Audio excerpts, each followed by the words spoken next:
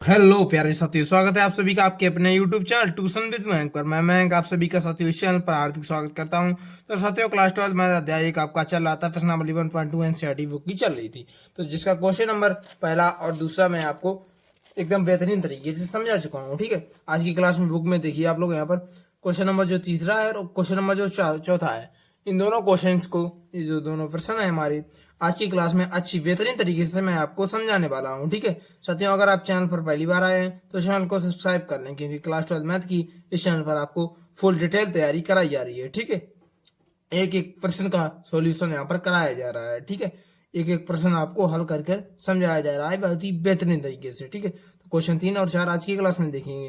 Question number 3 कह रहा है, क्या कह रहा है देखिए यहाँ पर कह रहा है क्वेश्चन नंबर 3 की सिद्ध कीजिए कि एफ एक्स बराबर मोड एक्स, वो एफ एक्स बराबर ब्रैकेट के अंदर लिखा है, मोड नहीं है, ब्रैकेट के अंदर लिखा है इसमें एक्स। ठीक है, द्वारा प्रदत्त महत्तम पूर्णांक फलन। ठीक है, इसे महत्तम पूर्णांक फलन का कंडीशन देखिए F such that R to R, मतलब रियल नंबर डालेंगे रियल नंबर प्राप्त करेंगे। ठीक है, ना तो एक ही है और ना आच्छादक है, सिद्ध कर पा रहा है। जहाँ वो कोष्टक एक्स, कोष्टक के अंदर जो एक्स है हमारा, वो एक्स से कम या उसके बराबर महत्तम पूर्णांक को निरूपित करता है। ठीक है, ये क्वेश्चन नंबर 3 कह रहा है। ठीक है, यहाँ पर तो देखिए यहाँ पर पहले को फंक्शन लिखेंगे हम लोग।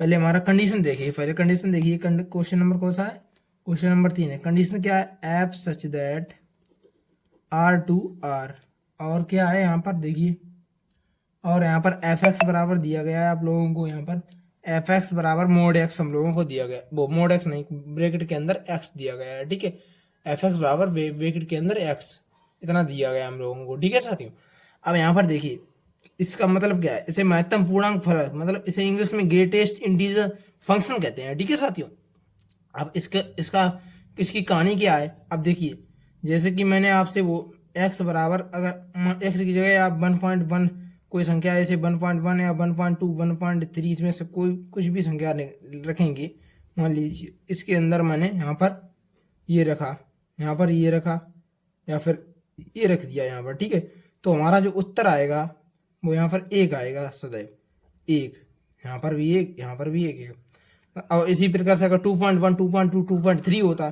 तो 2 आता। ठीक है, आगे वाली संख्या 1.9 भी होता, अगर हालांकि अगर मान लीजिए 1.9 है इसके अंदर तो भी 1 आएगा। ठीक है, ये कहानी है इसकी। ठीक है, उम्मीद कर रहे हैं साथियों आप समझ पाए होंगे ये किस कहानी को। ठीक है, तो यहाँ पर देखिए आप लोग, अब आपको देखना का क्या है, यहाँ पर देखिए अब हमारा इस क्वेश्चन को जो साथियों में है अंडे वाले कॉन्सेप्ट से करेंगे, क्योंकि उससे जो होगा वो एनसीईआरटी मेथड से थोड़ा सा जटिल प्रश्न ये बन जाएगा। ठीक है, आपको समझने में दिक्कत आ सकती है। ठीक है, इसलिए मैं अंडे वाले कॉन्सेप्ट से पहले 2 अंडे बना लेते हैं हम लोग।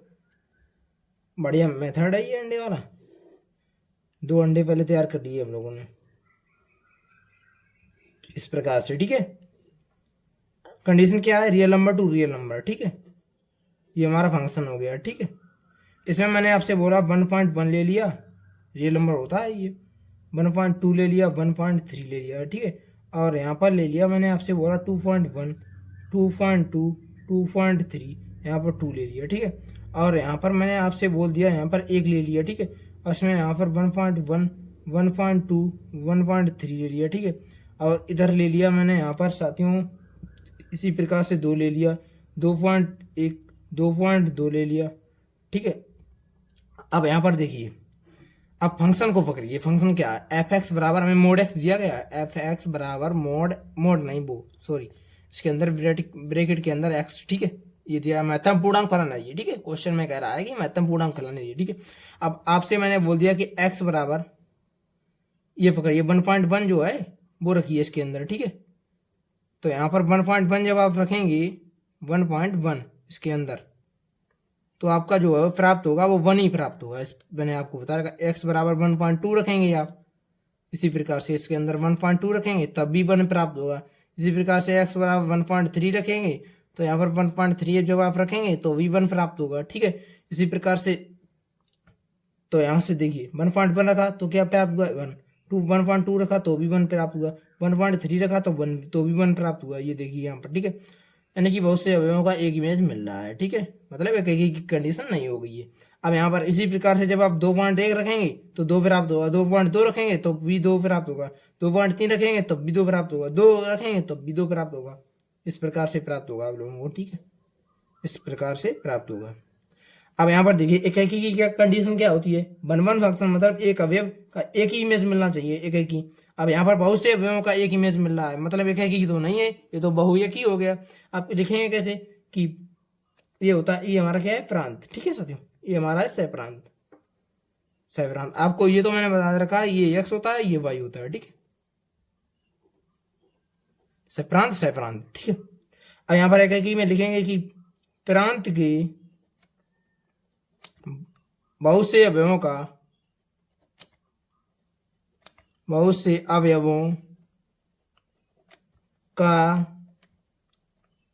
सहप्रांत में एक ही, प्रांत के बहुत से अवयवों का सहप्रांत में एक ही इमेज यानी परिसर, इमेज यानी रेंज यानी परिसर, इमेज यानी परिसर प्राप्त हो रहा है, ठीक है, प्राप्त हो रहा है। तो लिख देंगे बहुत से अवयवों का एक ही इमेज जब प्राप्त हो रहा है तो लिख देंगे अतः यह इकाई नहीं है, इकाई नहीं है, इस प्रकार से लिख देंगे। वहीं अब देखिए इधर आच्छादक को देखिए, आच्छादक की कंडीशन क्या होती है कि सहप्रांत जो हमारा होता है उसका जो सहप्रांत के प्रत्येक का प्री इमेज प्रांत में मिलना चाहिए। अब यहाँ पर देखिए 1.1 है, इसका कोई प्री इमेज मिल रहा है, इधर नहीं मिल रहा। 1.2 है, इसका भी नहीं मिल रहा प्री इमेज, इसका भी नहीं मिल रहा 1.3 का, 2.2 का भी प्री इमेज नहीं मिल रहा, 2.1 का 2.2 का भी नहीं मिल रहा है, यानी कि 2.1 2.1 इतने का जो है प्री इमेज नहीं मिल रहा है। जब नहीं प्री इमेज मिल रहा है तो लिखेंगे कि सहप्रांत के बहुत से अवयवों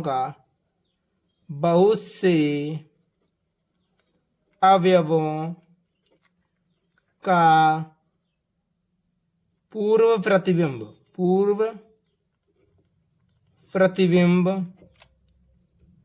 प्रांत में प्राप्त नहीं हो रहा है,